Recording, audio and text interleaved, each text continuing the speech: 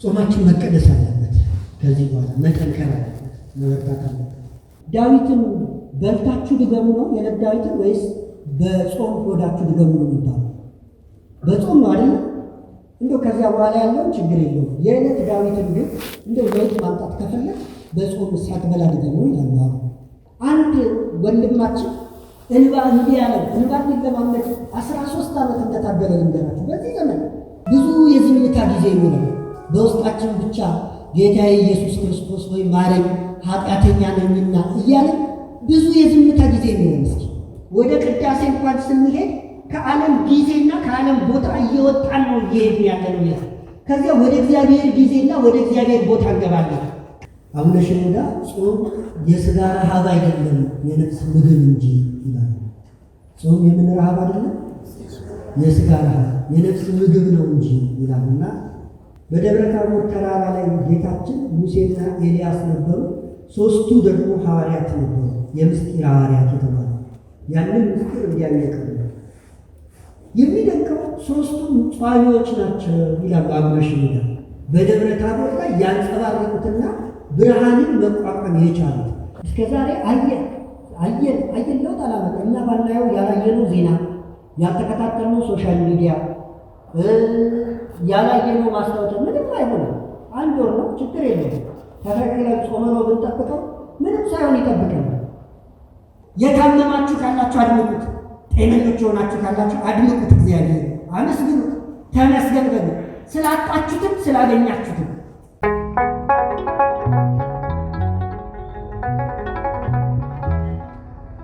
በስመ አብ ወወልድ ወመንፈስ ቅዱስ አሐዱ አምላክ አሜን። የእግዚአብሔር ቤተሰቦች፣ የእመቤታችን የአስራት የበረከት ልጆች፣ የጻድቃን ሰማዕታት ወዳጆች በሕያው እግዚአብሔር ሰላምታ እንደምን ዋላችሁ? እንደምን ዋላችሁ? እንደምን ከረማችሁ? አሜን። አምላካችን ሁሉ እግዚአብሔር እኔም በእናንተም በፍጡራን ሁሉ አንደበት የተመሰገነ ይሁን።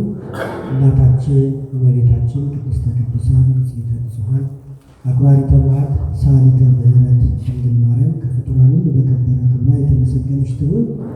ጻድቃን ሰማዕታት ቅዱሳን ሁሉ እንዲሁ የተመሰገኑ።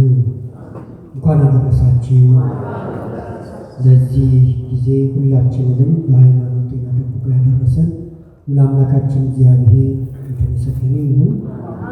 ዛሬ እንደምናውቀው እንግዲህ በሰንበት ላይ ደብረ ዘይት መንፈሳችሁ በምስኪ ነፍሳችሁ ሥጋችሁ ይጠበቁ። ቅዱስ ጳውሎስ ለተሰሎንቄ በላከው መልእክት ላይ እንዲህ ብሎ የተናገረው አንደኛ ተሰሎንቄ 5:23 ላይ የሰላምን አምላክ ራሱ ሁለንተናችሁን ይቀድስ፣ መንፈሳችሁ፣ ነፍሳችሁ፣ ሥጋችሁ ጌታችን ኢየሱስ ክርስቶስ በመጣ ጊዜ ያለ ነቀፋ ፈጽመው ይጠበቁ ብሎ ገልጾ እናገኛለን። ይህንን ክፍል የነገረ መለኮት ሊቃን የሰው ልጅ ሦስት ነገሮች እንዳሉት ወይም ትራይኮቶሚ ቴዎሎጂ እንደሚባለው ምስክር አድርገው ከሚያቀርቧቸው ጥቅሶች አንዱ ነው። የሰው ልጅ ነፍስም ሥጋም መንፈስም አለው ብለው ከሚያቀርቧቸው ክፍሎች እነዚህ ሦስቱ ግን ይጠበቁ ዘንድ ይቀደሱ ዘንድ ቅዱስ ጳውሎስ አዞ እናገኛለን። ከብዙ ነገሮች ተከልክለን ሰብናችንን የምንቀድስበት ወቅት ደግሞ የጾም ወቅት ነው። ሁላችንም እንደምን ከጾም ወቅትም አብይ ጾም እጅግ የከበረው ሁላችንንም ወደ ልቡናችን የሚመልሰን ቅዱስ ኤፍሬም ሶርያዊ ክርስትና በአዲስ ኪዳን ልቡናን መፈለግ ነው። ልብን የመፈለግ ሂደት። ልብ ማለት የባዮሎጂካል ልብ አይደለም። ለበ ስንል የነፍስ ባህሪ ብለን የምናነሳው ያ የነፍስ ባህሪ የነፍስ አካል ነውና ነፍስ ረቂቅ ከሆነች እርሱም ረቂቅ ነው። እግዚአብሔር የሚገለጠው በዚያች ልብ ነው። እግዚአብሔር የሚናገር ከሆነ የሚናገረን በዚያች ልብ ነው። ስለዚህ ይሄኛው ልብ ሳይሆን በዚያች ልብ በኩል እሱን ስለምናገኘው እሱን ፈልጎ የማግኘት ነገር ነው ክርስትና ማለት ይለናል። እና አንድ ዮሐንስ ሮማኒደስ የተባለ ሊቅ ደግሞ የሰው ልጅ ሁለት የታወቁ ማስታወሻዎች አሉት። አንደኛው ሴል ሚሞሪ የሚባለው የህዋስ ማስታወሻ፣ ህዋሱ ስራውን እንዲሰራ የሚያስታውስ ነው። የነርቭ ህዋስ አለን፣ የጡንቻ ህዋስ አለን፣ ብዙ የተለያዩ ህዋሳት አሉ። እነዚያ ህዋሳት ሁሉ እድገታቸው፣ ስራቸው ወይም ፈንክሽናቸው በራሳቸው ሚሞሪ ላይ የተወሰነ ነው። ስለዚህ ሴል ሚሞሪ አለ እያንዳንዱ ሰው። ልክ እንዲሁ ደግሞ ብሬን ሚሞሪ አለ፣ የናላ ወይም የአይምሮ ማስታወሻ። ይሄ ደግሞ በህመም ሊጠቃ ይችላል። ካለዚያ ግን የተማራችሁትን ትምህርት ለምሳሌ የምታስታውሱት ብሬን ሚሞሪ ስላላችሁ ነው። ዲግሪ፣ ዲፕሎማ፣ ማስተርስ፣ ፒኤችዲ የሚያዘው ብሬን ሚሞሪ በሚሰጠን አቅም ነው። በዚያ እያስታወስን እንማራለን። ለዚያ ነው አበው ትምህርትን እንደ ዓለማዊ ትምህርት ብቻ እንዳንማረው የሚማረውን ሰው ይጠይቃል። ሰምተሃልን? አድምጠሃልን? ተረድተሃልን? ይሉና መጨረሻ ላይ ተሰብቶሃልን ይላሉ። የምንማረው መንፈሳዊ ትምህርትን እስኪሰጋን ድረስ ነው ማለት ነው። መጀመሪያ እንሰማለን። የሰማውን አድምጠሃል ወይ ብሎ ይጠይቀዋል። ከልብ አድምጠሃልን? ተረድተሃልን? እነዚህ ሶስቱ በአይምሮ ሊሰሩ የሚችሉ ናቸው። የመጨረሻው እንዲሰጋን የሚያደርገው ግን ልባችንን ፈልገን ስናገኝ ነው። ትምህርታችን፣ መዝሙራችን፣ ጾማችን፣ ጸሎታችን እየተሰጋን እንዲሆን እግዚአብሔር አምላክ ይርዳል። ሰብ ማለት ሰው ነው። ሰብናችን ከዚያ ሃይማኖታዊ ነገር ጭምር የሚሰራ መሆኑን የሚያመለክት ነው። ታዲያ ይሄ ዮሐንስ ሮማኒደስ ሴል ሚሞሪ ብሬን ሚሞሪ አለና መጨረሻ ላይ ሁላችንም የዘነጋ ነው ማልፈንክሽኒንግ ወይም ማልፈንክሽኒንግ የሆነ ወይም ሰብ ፈንክሽኒንግ የሆነ ሙሉ በሙሉ እየሰራ ያልሆነ በብዙዎቻችን ነው። ወይም ደግሞ በጣም በከፊል እየሰራ የሆነ የልብ በሙ ማስታወሻ የምን ማስታወሻ አልኳቸው?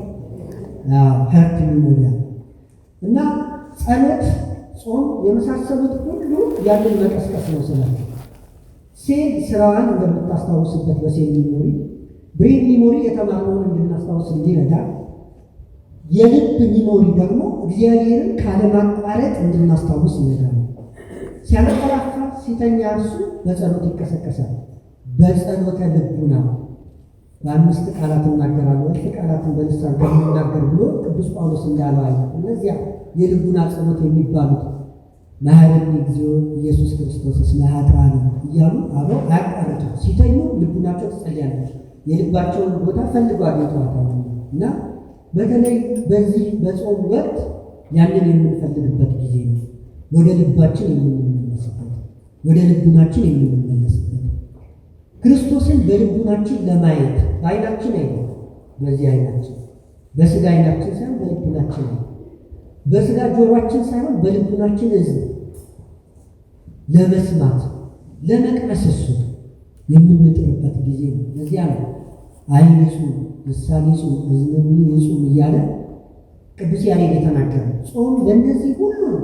ዓይን እንዲጾም፣ ጆሮ እንዲጾም፣ ልሳን እንዲጾም፣ መከልከሉ ለእነዚህ ሁሉ እንዲሆን የተነገረው በዚህ የተነሳ ነው። እነዚህ ይጾሙ፣ የዚያም ጊዜ እነዚህ ሲጾሙ ዓይነ ልቡና ይከፈታል፣ እዝነ ልቡና ይከፈታል፣ ልሳነ ልቡና ይከፈታል።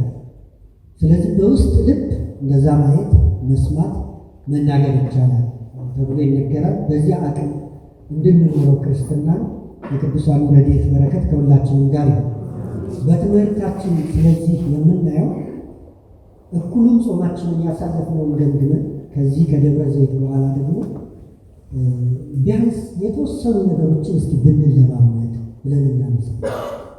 ጾማችንን ለመቀደስ ብንለማመድ ማስታወሻ ነውና የዕለት እንዳለው የፍጻሜ የመልካም ሆነን እንድንል በቀኝ እንዲያቆመን መለማመድ ያለብን ነጥቦች አሉና እነዚያን እናነሳለን። እግዚአብሔር አምላክ በጉባኤያችን ተገኝቶ ምስጢሩን እንዲገልጽልን መልካም ፈቃዱ ይሁንልን።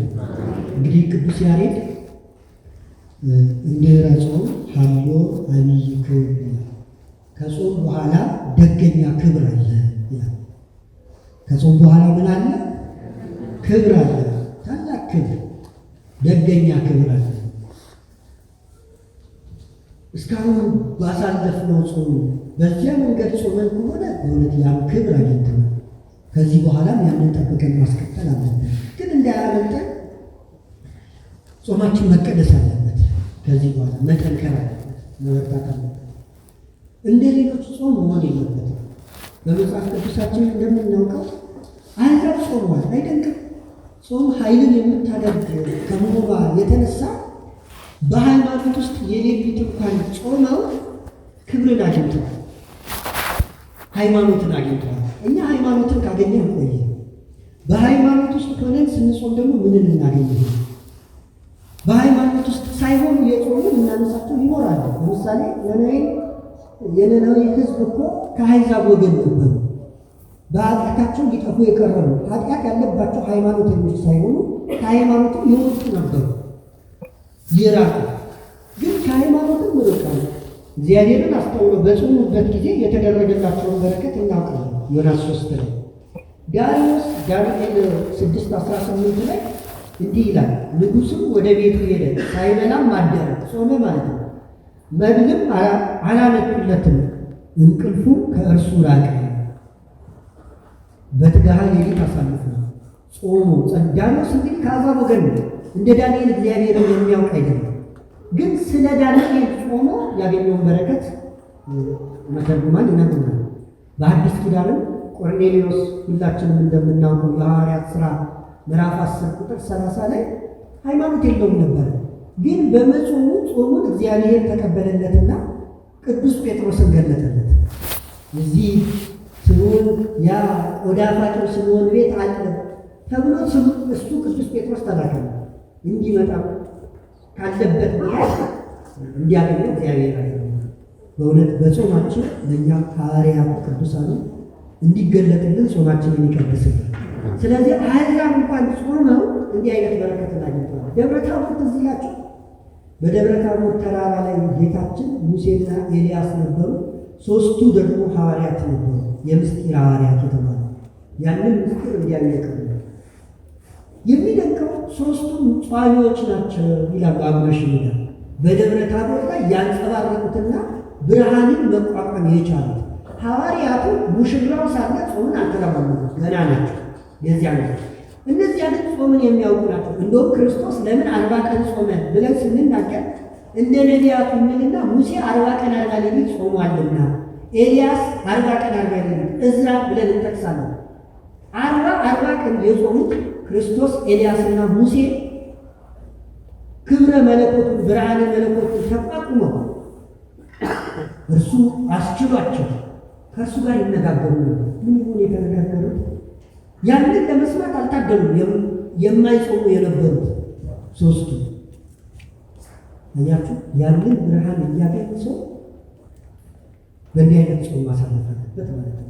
ይህን ያህል ኃይል የምታደርገች በጾምና በጸሎት የማይፈታ እንደሌለ የማይታዘዝ ጋኔን እንደሌለ ክርስቶስ ከዚያ ከወረደ በኋላ ልክ ወረደ እኮ ነው። ከደብረ ታቦር ወረደ። ሐዋርያት ከታች አሉት። ያንን ያልቻሉት ጋኔንን ማውጣት ጾም ከነሱ ስለራቀ ነው። እንዲህ አይነቱ ከጾምና ከጸሎት በቀር አይወጣም ሲል ተናገረ። በጾምና በጸሎት ይወጣል ሲል ከላይም ጿሚዎች ናቸው የተገለጹ፣ ከስርም ደግሞ የጾም ስራ ነበር የቀራቸው ታችኞቹ ነበር። እና ምንም አይነት አገልግሎት፣ ምንም አይነት ስራ፣ ምንም አይነት ነገር በጾም የሚቀደስ እንደሆነ ጾም ልዩ እና ክቡር ነገር እንደ ቤተ ክርስቲያናችን አነጋገር ዶግማ ነው። ጾም የማይጾም ሰው ቀኖናን ይሻረ እንዳይመስል። ምክንያቱም ክርስቶስ ጾሞታል። ክርስቶስ ያደረገው የተናገረው እያንዳንዱ ነገር ዶግማ ነው፣ የሚሻር የሚለወጥ አይደለም። ስለዚህ በዛ አይነት ህይወት የማይመላለስ ሰው ከምን ጋር እንደሚጋፈጥ በእውነት ማወቅ አለበት። ለዚህ ነው ያንን ሀሳብ በመውሰድ ቅዱስ ያሬድ በድጓው ላይ እስመ በጾም ወበጸሎት ይሰረይ ኩሉ ኃጢአት ሲል የተናገረ። እንደኛ ያለ ኃጢአተኛ ጾሙና ኃጢአቱ ማነው? ኃጢአቱና በደሉ የሚሰረይለት በጾም ነው። ቅዱስ ያሬድ እንዳለው ኃጢአታችን ሁሉ የሚሰረይበት ጾም ያደርግልን፣ የሚሰረይበት ጾም ያደርግልን። አቡነ ሽኖዳ ጾም የሥጋ ረሃብ አይደለም የነፍስ ምግብ እንጂ ይላል። ጾም የምን ረሃብ አይደለም? የሥጋ ረሃብ የነፍስ ምግብ ነው እንጂ ይላል። እና በክርስቲያናዊ ጾም እያሳለፈ እስካሁን የመጣ ነፍሱን እየመገባት ነው ያለው እንጂ ስጋውን እያስራበ እንዳይመስል። ግን ብዙዎቻችን ስጋችንን እያስራብ ነው ማለት ይመስላል። ለዚያ ቡፌያችን የሚያምረው በጾም ጊዜ ነው። ብዙ ጊዜ እንደው ወደ ርዕሳችን እስኪ መለስ ስንልና መንፈሳችሁ፣ ነፍሳችሁ፣ ስጋችሁ ይጠበቁ ነው። ሁሉንም ለመዘርዘር ጊዜ አይበቃም። መንፈስም ነፍስም ስጋም ተባብረው በአንድ የሚጠበቁበት አንድ ተግባር ጾም ነው። ግን የሁሉንም ልናይ እንደው ደረጃችንን ማየት ነው። በኦርቶዶክሳዊ መንፈሳዊነት በጣም ከባዱ ነገር እንደ ትምህርት አድርጎ ሕይወቱን መናገር ነው። እንዲያውም የመጨረሻው ደረጃ ፍጹምነትን የደረሱበት ሰው ፍጹምነት ብቻ አይደለም፣ ሌሎቹ የደረሱበት ሰዎች ሲነግሩን ቆጥረን እነሱ ከነገሩን እንናገራለን እንጂ እኛ ማየት አይችልም። እንደ ዮሐንስ ሮማኒደስ አይነቱ ሄሮቴዎስ የተባሉት አባት ሲገልጹ ስለ ቴዎሲስ፣ ስለ ሱታፊ አምላክ፣ ስለ ፍጹምነት ብዙ ስላወራ ይህ ሰው እዚያ ደረጃ ላይ ሳይደርስ አይቀርም ይላል። ምክንያቱም እነሱ በዚያ ህይወት ላይ ብዙ የተራቀቀ ያስተማሪ የለም። ስንደርስበት ነው የምናውቀው። ጥያቄ እንደምታውቁት ሁሌ በመምህር አይመለስም። ጊዜ ይፍታዋ ይባላል። ስንሞት የሚመለስልን ጥያቄ አለ። በኦርቶዶክሳዊነት ውስጥ በመጽሐፍ የሚመለስ አለ፣ የማይመለስም ደግሞ አለ። ሐዋርያት እመቤታችንን እኮ በሰሉስ ውዳሴ ማርያም ጠይቀዋት ያልተመለሰላቸው ጥያቄ አለ። እንደምን ጸነሽ ንገሪ፣ ይህን ምስጢር እርሷ ነች እንጂ እነርሱ አይችሉትም። ስለዚህ ለእነርሱ አልተነገረም። እነ ኦሪገን ከዚያ በኋላ ስህተት ቢገኝባቸው የትህርምትና የጾም ህይወታቸው የሚደንቅ ነው። ከአፍሪካ ሊቃውንት ጥቀሱ ቢባል በጣም ብሪሊያንት የሚባሉት ኦሪገን እና ጠርጡለስ ናቸው። ኋላ ክህደት ተገኘባቸው እና ኦሪገን በ14 ዓመቱ የሚያስተምረው ደንቆት አባትየውና እናትየው እየመጡ ሲተኛ ልቡን ይሳለሙት ነበር። ለዚህ ልብ የገለጸና ይህ ኦሪገን ምን ያደርጋል? አባ ፖምቦ የተባሉ ባህታዊ አባት በገዳም ነበሩ፣ መነኮስ በገዳም ነበሩና የሚያንኑ አልገለጥለት ሲል ይጸልያል፣ ይጾማል። ሁለቱ ጉንጮቹ በጾም የተነሳ የተጣበቁ ናቸው። ምስጢር እንዲገለጥለት ፍጹም የተጣበቁ እና ስኬሌተን የምንለው የፊት ቅርጽ በደንብ ይታይ ነበር ከትህርምቱ ከጾሙ የተነሳ እና መልእክት ይልካል ለአባ ፖምቦ። ከመለሱለት መለሱለት፣ ካልመለሱለት ሁለተኛ ይልካል፣ ካልመለሱ ሶስተኛ ይልካል፣ ሶስተኛ ልከውለት ካልመለሱለት አይ ይሄ ለእኔ የተገባ ምስጢር አይደለም ብሎ ይተወዋል። እንደሱ ያለ መጀመሪያ ዝቅ ብሎ መጠየቁ የሚደንቅ ነው። እኔ በከተማ ላይ ያለሁት ከኔ የሚመጡ በሕይወት አሉ ብሎ መልአኩ መጠየቁ ግን የጾም ሕይወቱ መጀመሪያ ጾሞ ጸልዮ ጉንጩ እስኪጣበቅ ድረስ አምላኩን ጠይቆ ከዚያ ደግሞ የተሻለ ለመነኮሳት ከዚያ ምን ሲሆን ይተወዋል። ወደ ሌላ ትርጓሜ ይገባል። ሌላውን ይተረጉማል። በረከታቸው በእውነት የቅዱሳን አባቶቻችን የናባባት ሆኖ በሁላችንም ላይ ይደር እና እናንሳ ብንል ከባድ ነው።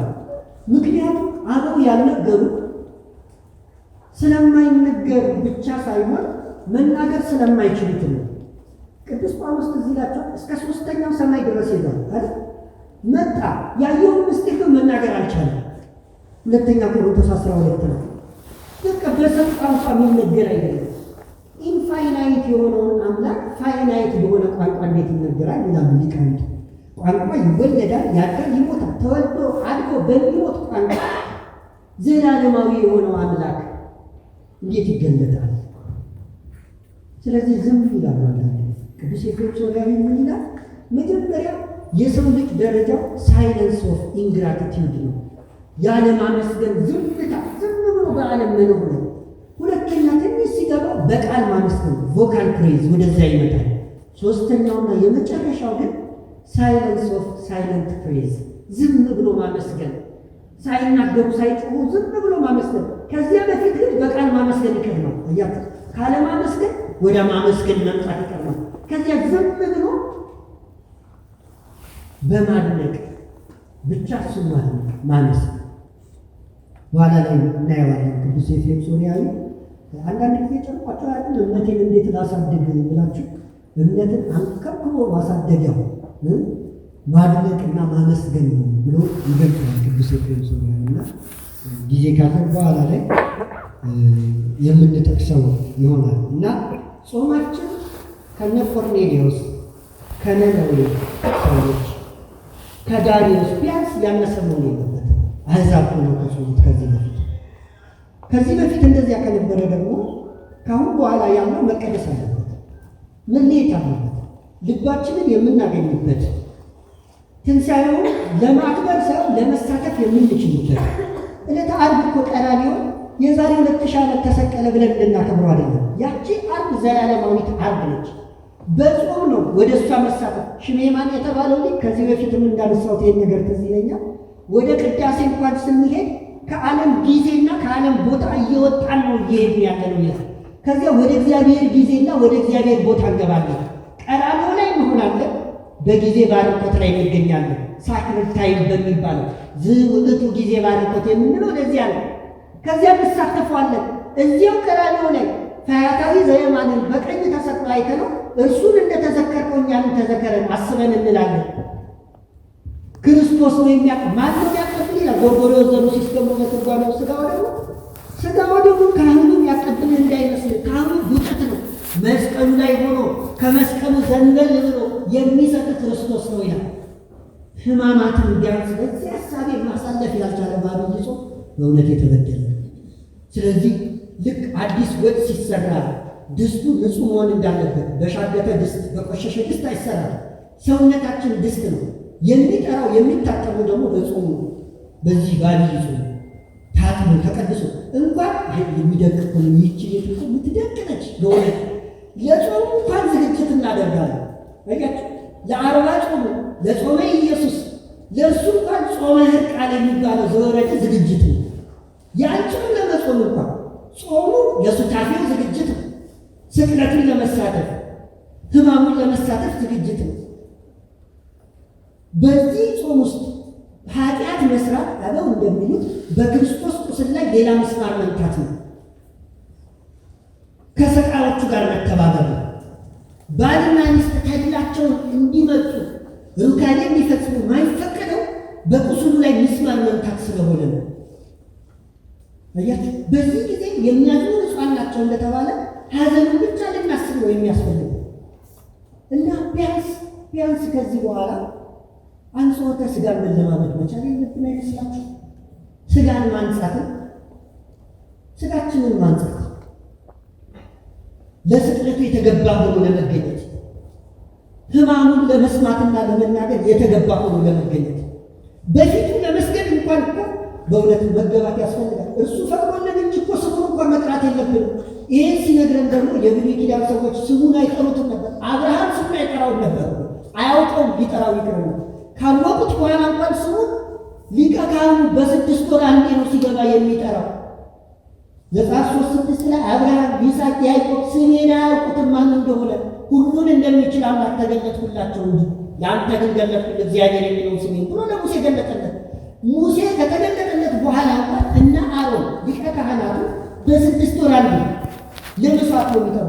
ኑሯችን እኮ ከብሉይ ኪዳን ሰዎች ቢንስ ነው እንጂ አያንስም በምግባር አይደል? ታዲያ ስሙ እኛ መጥራት እንዴት ተገባ? ከምሕረቱ ብዛት እንጂ እንዴት ተዘጋጅተን እግዚአብሔር የሚለውን ስም መጥራት እኮ አይገባንም። የተቀመጣችሁትም የቆም ነው በእውነት የሚገባን አይደለም። ስለዚህ ያንን እንድንለማመድ እንዲህ አይነት ስርዓት ተሰራ። ይህ ጾም ደግሞ እጅግ የከበረ ነው። ቅዱስ ኤፍሬም ሶርያዊ ሰውን የፍጥረታት ዘውድ ይለዋል፣ ክራውን ኦፍ ክሪኤሽን። መገለጥን የመገለጦች ዘውድ ይለዋል፣ ክራውን ኦፍ ሬቬሌሽን። እንዲህ ከሆነ እንደው በዚያ ወራድ ካየነው ይህ ጾም የጾሞች ሁሉ ዘውድ ነው አይደል? ሕግ ሁሉ ድርብ የሚሆኑበት በሌሎች ጾሞች የሚፈቀዱ ጭምር የሚከለከልበት። ታዲያ ከዚህ ከእኩለ ጾም በኋላ እንደዛ አይነት ሕይወት ካልተለማመድን መች ልንለማመደው? ወስዳን እንደ ውሃ እያሳሳቀች ይቻላል እኮ ጨረሰችን። በእውነት ውጭውን ብቻ እያየን ልባችን ጠፍቶብን ልባችን የት እንዳለ ፈልገን ማግኘት እስኪያቅተን ድረስ እንፈልገው እስኪ ካሁን በኋላ ልባችን ውስጥ ስቅለቱ ይሰማን። ከዛ እስኪ በልባችን እናክብረው። ፈልገን አግኝተነው ልባችን እንደዚያ እንዲሆን እግዚአብሔር አምላክ ይርዳል። ታዲያ ንጽሐ ሥጋን በእውነት እንለማመደው ስንል ጾምን መለማመጃ እንደሆነ ቅዱስ ያሬድም ተናግሯል። ስጋን ማንጻ እንደሆነ ስጋችንን የምናነጻበት ወደ እርሱ ደግሞ አንስተን የምናቀርብበት ነስቶ ቢቀመጥ አይደለም፣ ነስቶ ደግሞ ወደ እሱ መቅረብ እና ከዚህ አንጻር በዚህ ስጋን በማንጻት የትምህርት ክፍል አበው ብዙ ነገሮችን ያነሳሉ። የተወሰነውን ብቻ ላንሳ። ከዚህ በፊትም አንስቼዋለሁ። ባህታዊ ቴዎፋን የሚባሉት ይሄንን እንደው ጠቃሚ ስለሆነ ደግሞ ልናገር በዚህ ጉባኤ ያነሳሁት ነው። አንድ ንጉሥ አለ። ንጉሡ ቤተ መንግስት አለ። 5 መስኮቶች 1 በር አለው ያሉት መንግስት ማለት 5 መስኮቶች የተባሉ የስሜት ሕዋሳት ናቸው። 1 በር የተባለ አይምሮ ነው። ንጉሥ የተባለች ነፍስ፣ ቤተ መንግስት የተባለ ሰውነት ነው፣ ስጋ ነው። እና ንጉሥ ቤተ መንግስቱን ሀገሩን በደንብ ካልተቆጣጠረ እንደሚወረርበት ከዚያ እንደሚወርድ ይህቺ ነፍስን ልክ እንደዚያ ነች። ነፍሳ ብትቀመጥም መስኮቶቿን እየዘጋች በሮቿን እየዘጋች እየከለከለች ጾም መከልከል አይደለም። ካልተቀመጠች ንግስናዋን እስኪያወርድ ድረስ ከውጭ የሚገባው ሊወርዳት ይችላል። ስለዚህ መክፈት መዝጋት እንዲቻል ነው በር የተሰጠውና መስኮት የተሰጠውና የሚያስፈልገው ሲመጣ ሊከፈት ማያስፈልገው ሲመጣ ሊዘጋ ያስፈልጋል። እና በዋናነት የስሜት ሕዋሳትን መቆጣጠር እስኪ እንሞክር። ከነገ ጀምሮ አይን ጾም ብሎ የለም እስካሁን ከምግብ ጾመናል። ስጋ ያላል በእርግጠኝነት በዚህ ጾም ውስጥ ቅቤ ያልጠጣንም በእርግጠኝነት ግን አይናችንን ይጹም እስኪ ይጹም። የምናየውን ነገር የምንገድብበት ይሁን እስኪ ካሁን በኋላ አንድ ደቀ መዝሙር ከገዳም ወደ እስክንድሪያ ተላከና እስክንድሪያ ደርሶ ሲመጣ ገዳም ውስጥ ያሉ ወንድሞቹ ጠየቁት፣ እንዲሁ እስክንድሪያ እንዴት ናት? አልሄድም እንጂ ለካ ናፍቀው ነበረ እስክንድሪያ ለማየት አልሄድም እንጂ አልተመቻቸልንም እንጂ የምንናፍቀው ብዙ ክፋት እኮ አለ አይደል? በልባችን ውስጥ በእውነት ነቅሎ ይጣልና ምቹ ጊዜ ስላጣን እንጂ ለካስ እነሱ ሊላኩ ይጓጉ ነበር። እርሱ ተላከ። እርሱ ተልኮ ሲመጣ እንዴት ናት እባክህ እስክንድሪያ አሉት። እንዴት ሆነ አይሆንም? በዚህ ጊዜ እርሱ ምን አላቸው? እስክንድሪያን የማየት ተልእኮ አልነበረኝም፣ የተላኩት እዚህ ቦታ ላይ ያንን ነገር ይዤ መጣሁ አላቸው። ዞር ብሎ አላየም። እግረ መንገዱ ለእሱ ብዬ እኛ ብንሆን ለእሱ ብዬ አልሄድኩም፣ ግን ያው እግረ መንገድ የሚባል አይጠፋም ብለን እናያለን። ይሄ ሰው ግን ጿሚ ነበር። አያችሁ፣ ጿሚ ስለነበረ አይኑን ከልክሎት እንዲጾም አድርጎ ያችን የተባለውን ብቻ ይዞ መጣ። እስክንድሪያ ምንቱ ትቅዳ ትጥቆር፣ ህንፃዎቿ ምን ይቀሩ፣ ሰዎቹ ምን አይነት ይልበሱ፣ ምንም ነገር ሳያይመጣ ጾም ማለት እንዲህ መከልከል። አይን ይጹም ማለት እንዲህ ነው። ከክፉ ነገር መከልከል አይነ ትዝ ይላችኋል። ሔዋንን እኮ ዘፍጥረት 3 ላይ ዲያብሎስ ከሰበካት በኋላ ዕፀ በለስን 7 ዓመት እኮ ስታየው ኖራለች። ከዚያ ግን ስታየው ምንድን ነው የሚለው? ለመውደቅ ስታየው ለዓይን ያማረች ለመብላት የምታስጎመጅ እንደሆነች አየች አይደል የሚለው አይደል? ከዚያ በፊት ስታይ በነበረው አይን አላየቻትም። አስተያየት አንዳንድ ጊዜ በአይን ነው ሰው የወደቀው፣ በአይን ወደቀ። ስለዚህ ቀኝ አይን የተባለችው መሬታችን ተሰጠችውና እንዲድን ሆነ። አይናችንን ጾም እናለማምድ። እስከ ዛሬ አየን ለውጥ አላመጣ። እኛ ባናየው ያላየነው ዜና፣ ያልተከታተልነው ሶሻል ሚዲያ፣ ያላየነው ማስታወቂያ ምንም አይሆንም። 1 ወር ነው ችግር የለም። ተፈክረን ጾመነው ብንጠብቀው ምንም ሳይሆን ይጠብቀናል። እንጠብቀው አይናችን እዝኒ ጾም ይላል ቅዱስ ያለ። እስኪ ከነገ ጀምሮ እንደው ከዛሬ ጀምሮ እስከ አብይ ጾም ድረስ ጆሮአችን እንዲጾም እናደርገው። እስኪ እንዲጾም አንድ አባት ኃጢአት ያልሆነ የዓለምን ወሬ ከወዳጆቹ ጋር ብዙ ጊዜ አወራና ቀኑ መሽቶ ወደ በዓቱ የሚገባበት ሰዓት ሲደርስ እንደ ታቦት በዓቱን ይዞረው ጀመረ። ከዚያ አንድ እሁድ መጣና ወንድሙ ምን እያረክ ነው ይለዋል። ቅድም ከእናንተ ጋር ያወራሁትን በዓቴ ውስጥ ይዤ መግባት አልፈልግም፣ እያራገፍኩት ነው ከውጭ እያራገፍኩት። በዓቴ ውስጥ ቅድስና ነው የሚሰማበት፣ ጸሎት ነው ቃለ እግዚአብሔር የሚሰማበት። ስለዚህ እንዲህ አይነቱ የዓለም ወሬ እንዲገባ አልፈለኩም። አንዳንዱ ደግሞ ጭራሽ እንዳይሰማው የሚገድበው አለ። እንዲህ አባት ብቃት ላይኖረን ይችላል። ስለዚህ ብንገድበው ውስጥ አሉባልታ ካለበት ብዙ ነገር ኳስ የምንወድ ኳሱን ብንቀንሰው አንጎዳም። ፊልም የምንወድ መስማቱን ማየቱን ብንቀንሰው አንጎዳም። ዘፈን በራሱ ኃጢአት ነው። ግን እንደው ተደብቀንም የምንሰማ ካለን ፈጽሞ እስኪ ማንሰማበት ብንነው አንጎዳበት። ለእነዚህ መስኮት የተባለው ያንን እንዝጋ። ምላስም ይላሉ። ምላስም ይጹ ምን ማለት ነው? አንድ አባት ራበው በገዳም ውስጥ ሳለ ልክ እኛ ክትፎ ዶሮ ወጥ እንደምንወደው እንደዛ የሚወዱት ምግብ አላቸው ግብፃውያንና ያ ምግብ ካለቅጥ አማረ። እዚያ ደቀ መዝሙሩ ስራልኝ አሉ። ያንን እየተገረመ ደቀ መዝሙሩ ያን ሰው ህሊናው እየወቀሰው ምግቡ ሰራውና ላቅርበው አለ። አይተዋል። ያ ቀዘቀዘ። ላቅርበው አይተዋል። መዓዛው እኮ እያወደው እንደዛ የምግቡ መዓዛ። ከዚያም የመጨረሻ ፍሪጅ የለም፣ በረሃ ነው። አደረ፣ ተበላሸ፣ እጅግ ያለ ሸተተ። አሁን አቀርበዋል። ፊቱ አቀረበውና ያንን ምግብ አንተ ስጋ በዚህ ወቅት በገዳም ሆነ ያማረ እንዲህ የሚከረፋ ምግብ ነው ትበላ እንደሆነ አሁን ብላ ወስደዋል። የሚጣፍጣችሁ ምግብ የምትወዱት ስጋም ቢሆን በጾሙ አቮካዶን ለውዝም ፕሮቲን ይተካል እየተባለ በየቡፌው ይደረደራል አይደል? እርሱም ቢሆን ሌላውም ቢሆን ከጉሮሮ በታች ጣዕሙ ይታወቃል። ምላስ ላይ እኮ ነው አይደል? ከጠገብን በኋላ የበላነው ሁሉ አንፈልገው የምንወደው ግን እንደው በደረቅ ዳቦ በዳቤ እንኳን ቢቀር ከዚያ በኋላ እኮ የምንወደው ስጋ እንኳን ላንበላ እንችላለን አይደል? በቃ በዳቤ ጠገብኩኝ እንላለን። ከጉሮሮ በታች ጣዕም የለም። አያችሁ፣ ምላስ ላይ ነው ጣዕሙ፣ ምላስ ላይ ነው ጣዕሙ። እኛ ያባት ታዲያ ምን አደረጉ? እንደዚያ ተቋቁሞ እስኪ ማለት እኛ ያንን እንዳናጣ በጾም ወቅት ማናደርገው ጥረት የለም እኮ ለምላሳችን አይደል? ማናደርገው ሰውነታችን ሁሉ እንዳይጎዳ ማናደርገው ጥንቃቄ ነው። አንዳንድ እኛ ቤት አለኝ አንድ ጓደኛዬ የሚስማማው በጾም ወቅት ነው። ሁላችን የሚስማማው ነው። ቡፌው የሚሞላው በዚያ ወቅት ነው። ስጋው ስለቀረ ለስጋው ምትክ ተብሏል። ይህንን እኮ ይተካል ብለዋል እነ ዶክተር ገሌ ይባልና ቡፌውን ይሞላዋል። ያባል ቅቤ ሁሉ የጾም ቅቤ ተብሎ መጥቷል። ስጋ የጾም ስጋ ተብሎ መጥቷል። አያችሁ የምላስ ፈተና። በጾም ወቅት ምግብ መምረጥ ምን የሚሉት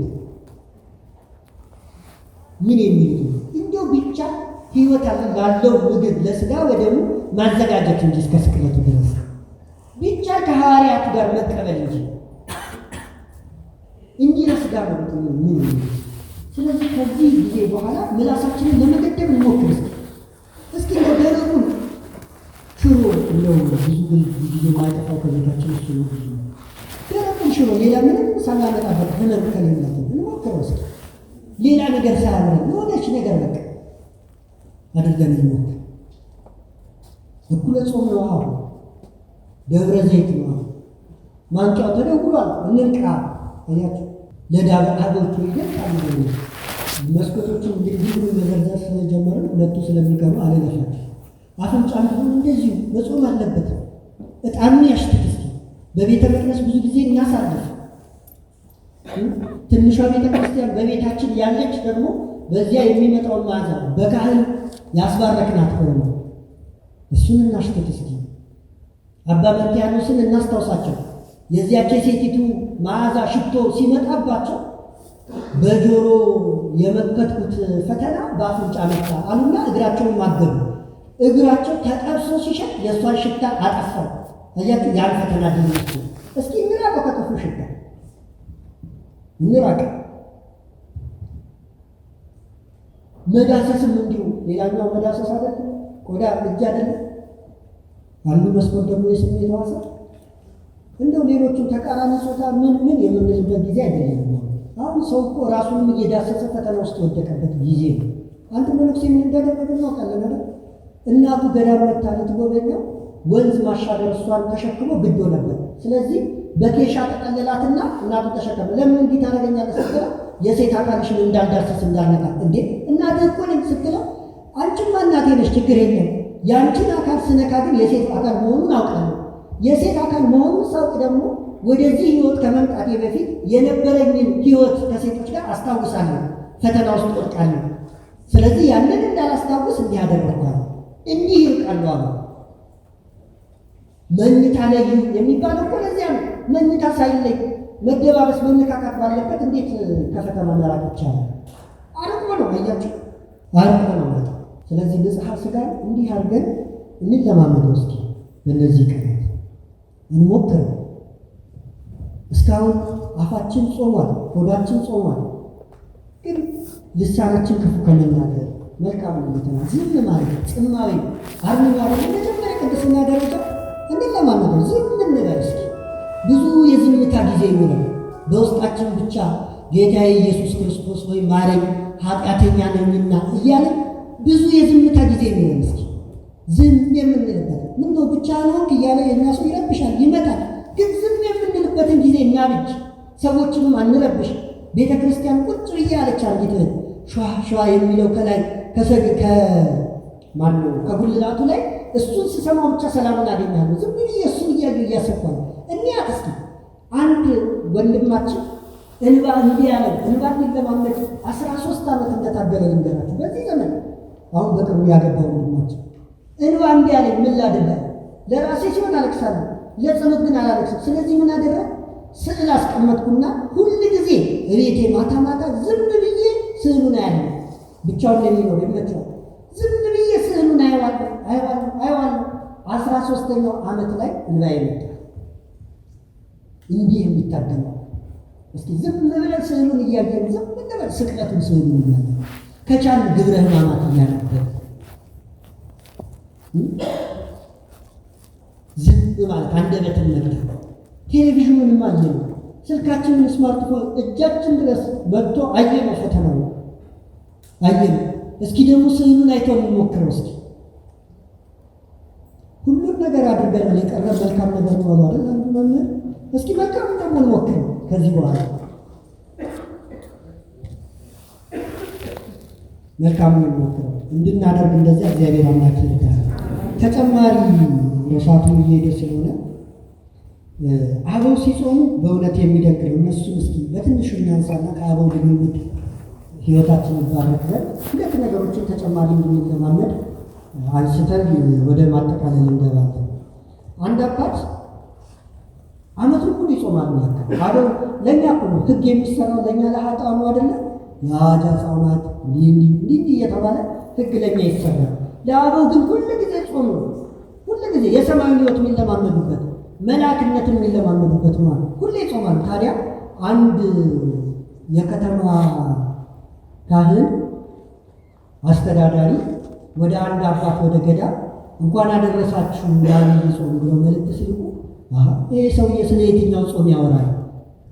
ሁል ጊዜ ጾም ነው አለ። እነሱ ግልጽ ነው። እኛ አባት ሁሌ ይጾማሉ። ዐቢይ ጾም ገባ ወጣ የለም። ሁል ጊዜ ክርስቶስን በፊታቸው እንደተሰቀለ እያዩት የሚጾሙ ናቸው።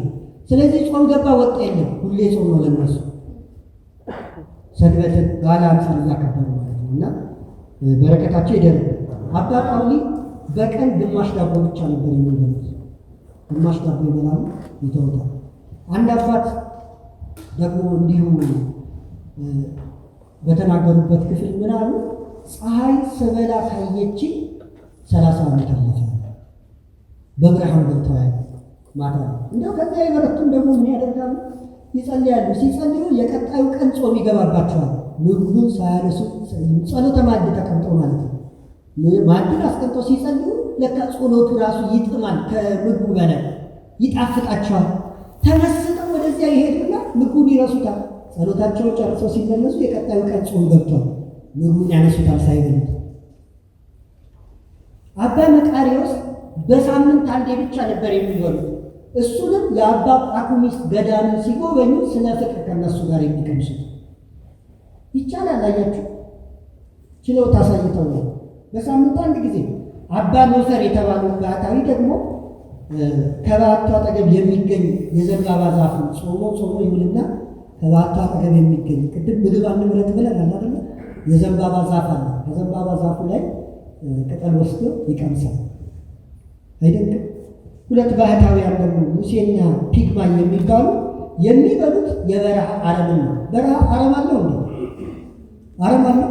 ሜዳ እኮ ነው፣ አሸዋ እኮ ነው በረሃ አይደለ? እንደው የኛስ የደጋው አረም ቢሆን እሺ ብዙ ነው የሚያጠግብ ያህል ነው። እነዚህ አባቶች የሚበሉት የበረሃ አረም ነው። አልፎ አልፎ የሚገኝ እንደው ቀጠብ አድርጎ ይበላሉ። የሚጠጡት ጤዛ። በበረሃ ምን አይነት ጤዛ ቢሆን ነው? እንደው ጤዛ ተጠጥቶ እንዴት ይረኩ ይሆን? እና አባቴ ይሆን የበረሃ አረም እየበሉ የበረሃ ጤዛ ይጠጣሉ። በረከታቸው በሁላችንም ላይ ይደርበው። የእነዚህ ሁሉ መክር አለ። የበረቱትን እንደወጡ በምግብ ይቀጣሉ። እኛ በጾም ማለት ቀኖና የምንቀጣ በጣም ሲበረቱ ክርስቲያኖች በምግብ እንደሚቀኖና እንደሚሰጣቸው ታውቃላችሁ። አሁን አንድ ሰው ጾሙን የሚወድ ከሆነ እና አንድ ሰው ነበረ እንደው ጾሙን በጣም የሚወድ ግን ከመጾሙ የተነሳ 2 ቀን እየጾመ ነው የሚበላው እና እንደዚያ ከመሆኑ የተነሳ ራሱን እንደ ባህታዊ ያይ ነበረ። ይህ ሰውማ ትዕቢት እየጎበኙ ነው አሉና የነፍስ አባቱ በጠዋቱ ስጋ አቅርበው የሚጥም ምግብ አቅርበው ብላለት ቀኖና ነው። እንባው እየመጣ ትዕቢቱ ተነቅሎ እንዲሄድ ታያቸው። እኛ ምንድን ነው የምንለው? እንደዚያ ነው። ከመጣሽ ማርያም ታጣሽ ነው። ቀኖና ከሆነማ ምን እናደርጋለን ማለት የንስሐ አባቴ ካዘዙኝማ እሳቸውን ልቃወም እግዚአብሔር አይወደው። ስለዚህ እሳቸው ስጋ ብላሉ መብላት ነው እንጂ አይደል? ለእኛ እንደዛ እኛ ስላቃተን እኮ ነው ጾሙ የምንባለው። እነሱ ግን እንደዛ እየሆኑ ብሉ ይባላል። በቅጣት ነፍሳቸውን የምትደሰተው በዛ ነውና በጾሙ ብሉ ይባላል። አያችሁ፣ በእውነት በረከታቸው ይደረግልን። 2 ነገር እንለማመድ እስኪ። የመጀመሪያው ረሃብ አይደንቃችሁ? ምግብን በመግቦቱ የሚመግብ ለዓለም የዓለም መጋቢ የሆነ አምላክ 40 ቀን ከጾመ በኋላ ተራበ ተባለ። እንዴት የሚደንቅ ንግግር ነው! እንዴት የሚደንቅ ነው! እንዴትስ ስለኛ እንደው ዝቅ ብሎ ይሆን? ቅዱስ ኤፍሬም እኮ ባያጎነብስ አልደርስበትም ነበር፣ አናውቀውም ነበር። አጎነበሰልን እንጂ ባያጎነብስማ እንዴት እናውቀው ነበር? አጎንብሶ እስከ መራብ ድረስ ራሱን ባዶ ያደረገ ተራበ። ጾም ዝም ብሎ ጾም አይደለም። እንደው ከለመዳችሁ 9 ሰዓት መብላት አንዳንድ ጊዜ እኮ አይረብም ማለት በጾም እንለምዷለን። ጨጓራችን አይረበው ምን አይነ ሰውነታችን ይለምዷል አይደል? እስኪ እስክንራብ እንጾም። ምክንያቱም ጾም መራብ ነው። መራብ ዝም ብሎ መራብ አይደለም፣ መንፈሳዊነት ያለበት። ክርስቶስ ተርቧላ። የእሱን ጾም ከጾምን እንራብኛ። ቆሮንቶስ 2ኛ ቆሮንቶስ 11:27 ላይ በድካምና በጥረት ብዙ ጊዜም እንቅልፍ በማጣት በራብና በጥም ብዙ ጊዜም በመጦር በብርድና በራቁትነት ነበርኩ። በራብና በጥም መራብ አለ ሐዋርያቱ ላይ። ሉቃስ 6:21 እናንተ አሁን የምትራቡ ብፁዓን ናችሁ ትጠግባላችሁና፣ እናንተ አሁን የምታለቅሱ ብፁዓን ናችሁ ትስቃላችሁና ይላል። መራብ ያስፈልጋል። ሰው በእንጀራ ብቻ አይኖርም ተብሎ የተነገረበት ተብሎ ተጽፏልና ብሎ ክርስቶስ ተናግሯል።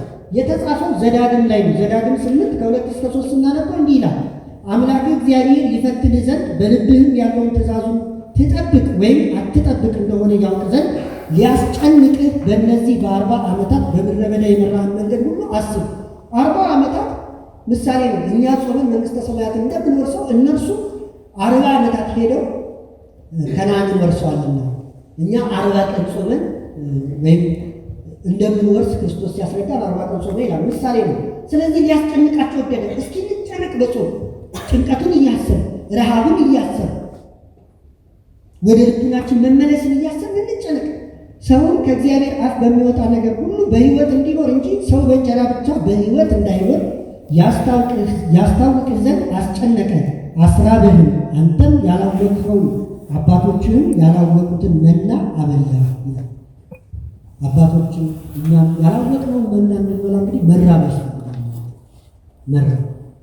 እና ከዚህ በኋላ ጠንከር እናድርገው። እስከ 9 ነበር 11 12 እናድርገው። እስኪ እንራብ። አንደኛ በራባችን ክርስቶስን ማዘከር ነው። ሁለተኛ ትእዛዝ ነው። በራሱ የጾም ትእዛዙ ተራቡ እንራብ። በረሃብ ጭጓራችን ይጨነቅ። እስኪ የተለየ ህመም የሌለብን ከሆነ እንዲህ ከሆነ አገልግሎት የሚሰራ ለመራቡ እርሱ እርዳታ ያስፈልጋልና እሱ ይርዳል ነው። አንድም ተራቡ የሚሉት አበው በዚህ ብቻ አይደለም፣ ረሃብ አስፈላጊ ነው። ዳዊትን በልታችሁ ድገሙ ነው የዕለት ዳዊትን ወይስ በጾም ሆዳችሁ ድገሙ ነው የሚባለው? በጾም ነው አይደለም? እንደው ከዚያ በኋላ ያለውን ችግር የለውም። የዕለት ዳዊትን ግን እንደው ለውጥ ማምጣት ከፈለግ በጾም ሳትበላ ድገሙ ይላሉ። እንደው ደግመህ እስኪ እንደው የተወሰነ ቀን ሂድና እንደው ታይዋለህ እግዚአብሔር ይመስገን። በባዶ ለምንድን ነው በባዶ ወድ ጸሎት አድርጉ ይባላል? በባዶ ወድ ስንጸልይ በትዕቢት አይደለም፣ እንደ ሐና ይሆናል ጸሎታችን።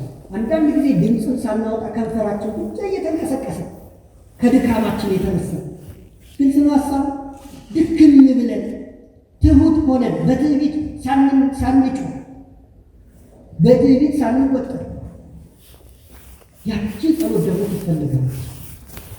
እንደ ራሔል እንዳለች እግዚአብሔር ከመኖሩ ላይ የምትጠራው የምታናገረው ጸሎት ነች። ተርበው ይጸልያል፣ ደክመው ይጸልያል፣ ወድቀው ይጸልያል።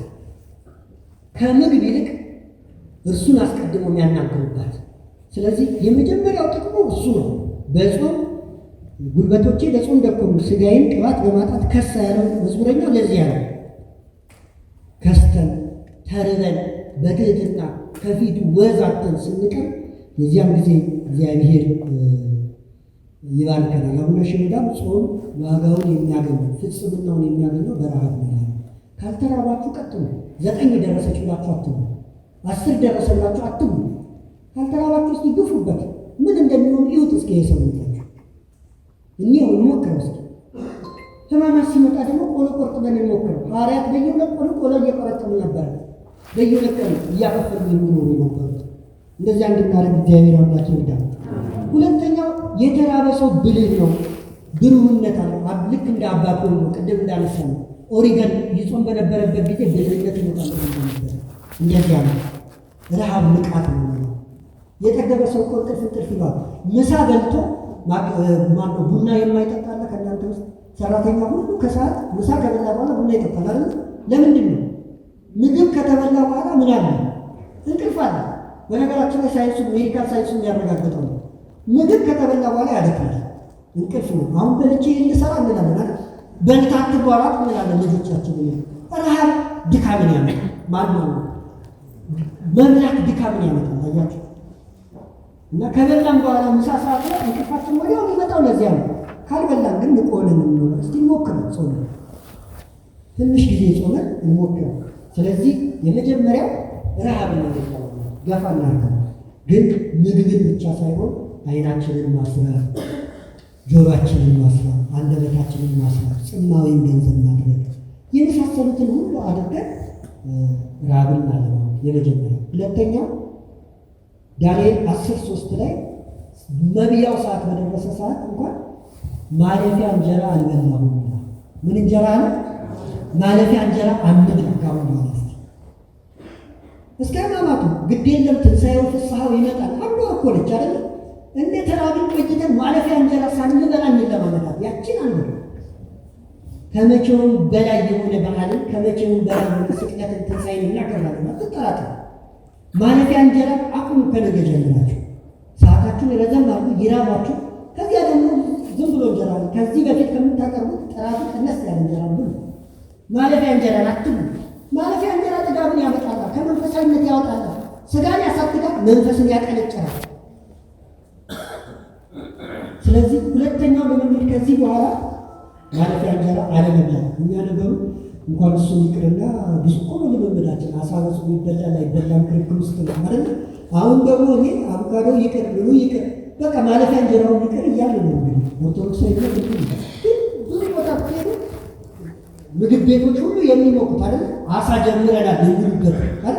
የጾም አይብ ተጀምሯል። አሁን የጾም ቅቤ ቅድም እንዳለው የተጀመረበት እርሱም ተውት። ግን ማለፊያ እንጀራ እንኳን አንብላም እያለ እንቀንሰው። በፊት ከነበረ ጾማችን ይቀደሳል። እግዚአብሔር አምላክ ሁላችንም ይርዳል። እንደዚህ አድርገን እንደምን እንቀድሰው። የመጨረሻ ነው ይሄን ቅዱስ ኤፍሬም ታዲያ ምን አለ? እናድንቅ እምነታችን በውስጣችን ያድግ ዘንድ እናድንቅ። በእነዚህ ጊዜያት ደግሞ ማድነቅና ማመስገንን እንለማመድ ልላችሁ ይህን ዝም ብለን እናድንቅ። የእግዚአብሔርን ስራ ብዙ ማለት የምናደንቅበት አንዲት ልጅ ተወልዶ ወይም ተወልዳ ስናይ አሁን ይህ ብሎ አድጎ እኛን የሚያክለው እጅግ ነበር እኮ የምናክለው የእግዚአብሔር ስራ ግሩም ነው እንላለን አይደል? ግሩም ነው፣ ኦርቶዶክሳዊነት ነው። ግን ከዚህም በላይ መሄድ አለብን። አባ እንጦንስ መጽሐፍ ምንድን ነው ሲባል ምንድን ነው ያለው? ስነ ፍጥረት አይደለ? እሱ ነው ገልጦ ያነብ የነበረው እያደነቀ። የሰው ልጅ ተፈጥሮ ራሱ ያስደንቅ ነው። ዝም ብለን እስኪ ስራውን እያሰብን ያምላካችንን ግሩም ግብርከ እያልን እናድንቀው ዝም ብለን። በእነዚህ ወደ በማድነቅ እምነት ያድጋል። እምነትን ተንከባክቦ በልብ ውስጥ የሚያሳድገው የማድነቅ መንፈስ ነው። ለአንክሮ ለተዘክሮ የተፈጠሩ ብዙ አለ። አንክሮ ማለት ማድነቅ ነው። ተዘክሮ ማሰብ ነው። እሱን እናስበው፣ እንደገና ደግሞ እናድንቀው። እንዴት ቢያደርገው ነው ይህንን እያልን እናድንቀው። ደግሞ መውለድና መዋለዱን አይተን እናድንቀው። ስለኛ መራብን አይተን እናድንቀው። መወለዱ እንኳን እኮ የሚደንቅ ነው። ከጭቃ ሰርቶን እርሱ ራሱ ያንን ሳይጸየፍ ሰው ሆነ። እንዴት አይደንቅም? ይሄ ስሙን ለመጥራት የሚደነግጡለት በላይ እርሱ ሰው ሆነ። የሚያስደንቅ እኮ ነው ይሄ። እና እንደነካል የምንደነቅበት ብዙ ተፈጥሯችን ራሱ ያስደንቅ ነው። ዓይንን ብትመታ እንዳትጎዳ በአጥንት የከበባት አይደንቅም? አፍንጫችንን ቁልቁል ፊት ለፊት ስናወራ እኮ በትንፋሽ አንጋጭም፣ ወደታችን ዋን ይተነፍሳል። አያችሁ? እኛ እኮ ብንፈጥር ዓይናችንን ቁጭት ቤታችን ላይ እናደርገውና እናበላሸው ይሆናል አይደል? ልባችንና ሳምባችን እንዳይጎዱ በአጥንት የከበባቸው ምን አይነት ድንቅ አምላክ ነው! የሴሎቻችን ነገር እንደው ሜዲካል ውስጥ ያላችሁ ደግሞ ታውቁታላችሁ። የነርቭ ሴል ምን እንደሚመስል ይህ ሁሉም ያስደንቅ ነው። ግሩምና ድንቅ አድርጎ ፈጥሮኛል ያለው ዳዊት ለዚያ ነው። ስለዚህ የምናደንቅበትን ዘርዝረን ስዕሉን ከፊት አስቀምጠን እናድንቀው ዝም ብለን። ተደነቀ ስምዖን አንዳዊ የዓርብ ግብረ ሕማማት 6 ሰዓት በሚነበበው ላይ መላእክት የሚያመሰግኑ መላእክትን የፈጠርካቸው ፍጥረትን ሁሉ የፈጠርክ አንተ ዓለምን በእጅህ የምትይዝ እንዴት እጅህን ወደ መስቀል ላይ እጅህን እንዴት ዘረጋህ? ተደነቀ። አያችሁ? ይህን የምታደርግ ምን አይነት ፍቅር ቢኖር ነው ለኛ እንዲሁም ከዛም እናድንቀው እስኪ። እና የማድነቂያ ጊዜ ብላችሁ ደግሞ መድቡ። ተርባችሁ የምታደንቁበት እሱ ስለ ምግብ ማታስቡበት የምታመሰግኑበት ስለሆነላችሁ ስላልሆነላችሁ። በጣም የምወዳት ያዋለቅን ያለ እነዚህ ሕይወት በሞተ ሥጋ ነው ለርእስየ እምርእስየ እስመ አንተ ትቀርቡ፣ ለእኔ ከእኔ ይልቅ አንተ ትቀርባለህ። ሞትን ብትሰጠኝ ሕይወትን ብትሰጠኝ። የነሳቸው የቤተሰብ አካል ካለ በሞት አድንቁት። እግዚአብሔር ግሩም ነው ግብርህ እያላችሁ የሰጣችሁ የተወለደላችሁ ልጅ ካላችሁ አድንቁት። አሁኑ የታመማችሁ ካላችሁ አድንቁት። ጤነኞች የሆናችሁ ካላችሁ አድንቁት። እግዚአብሔር አመስግኑት፣ ተመስገን በሉ። ስላጣችሁትም ስላገኛችሁትም ከዚህ በፊት ስላማረራችሁ ደግሞ ይቅር በለኝ። ስለዚህ ረሃብ ማለቂያ እንጀራ አለመብላት ማድነቂያ ሰዓት መድባችሁ ቀኑ ሙሉ ሁሉ ቢሆን ጥሩ ነው። ግን እስቲ ሰዓት መድባችሁ ስዕሉን አስቀምጣችሁ የስቅለቱን ከቻላችሁ እያደነቃችሁት እስኪ ተመልከቱ፣ ተመሰጡ። እስኪ ተመስጦ የሚመጣው በዚያ እኮ ነው። የዚህን ጊዜ በንጽሐ ሥጋ ትንሽ ከፍ ማለት ይመጣል። አያችሁ? መንፈሳችሁን ነፍሳችሁን ሥጋችሁን ጠብቁ ይባላል። ጠብቀን ቢያንስ እስከ ስቅለቱ አቆይተናል። ቢያንስ በቁስሉ ላይ ሌላ ምስማር አልቸነከርም። ከ13 እስከ 18 ሴንቲሜትር ይረዝማል ይላሉ እነ ሳዶር እና አላዶር ምስማሮቹ። ቢያንስ እነርሱ ላይ አልቸነከርንበትም ሌላ ምስማር። እንደዚያ ብለን ለማክበር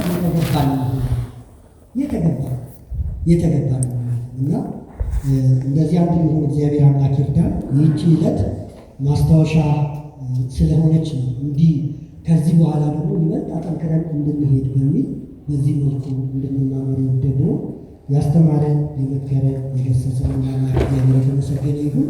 ጾማችንን ይቀድስልን፣ አገልግሎታችንን ይባርክልን። ወስብሐት ለእግዚአብሔር።